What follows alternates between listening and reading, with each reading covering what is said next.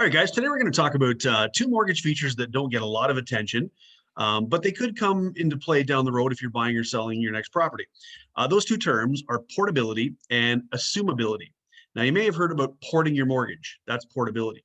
That means taking your existing mortgage and its interest rate and its features to your new property. So you've got a mortgage on property one, you're buying a new place, you're transferring the mortgage. So what should you know about that? When you're transferring that mortgage, you're porting it to the new property. Well, a couple things. One, if you're increasing the size of the mortgage, say your new property is more expensive than your current property, well, then your lender is probably going to ask you to requalify for the mortgage and add some dollars to that mortgage. And there may be an adjustment in interest rate depending on what the current rates are at the time, or there could be a blending situation.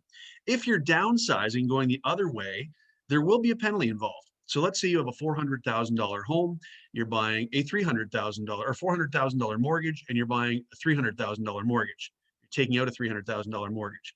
In that port to the smaller property, you'll have to pay a breakage penalty on that $100,000 difference, at least with most lenders. And like I say, always talk to your lender, always talk to your mortgage agent, and clarify before you do any of these types of moves. So in portability, when you're downsizing, there could be a slight penalty there. But when you're upsizing, you can just take your existing mortgage and move it over and possibly save yourself some interest or, secure a blended rate or that kind of thing, depending on where the rates are when you got your mortgage and when you're looking to get the new mortgage. Next one is assumability. That is the mortgage assumable, meaning when you sell your home, the new owner can assume your mortgage and just take it over.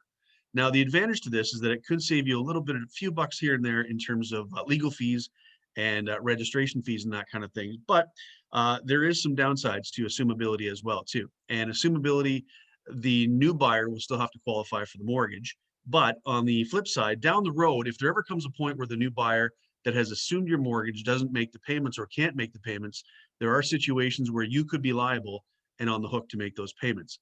So it's a pretty substantial risk when you're talking about assuming a mortgage and handing it off to somebody else.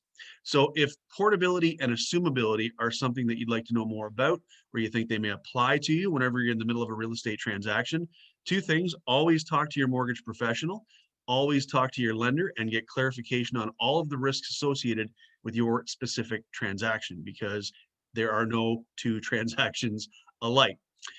If you have questions about mortgages in general, you can always DM, text, email, call me, whatever you'd like to do, whatever your favorite mode of communication is. And don't forget, if you've missed a video in our series with the Mortgage and Money Morning Show, you can check out our YouTube channel. Joel J.M. Scott is where you'll find me. The complete archive of topics and subjects is there. I thank you for watching. I hope you tell a friend, and I hope you got some value out of this video. Thanks.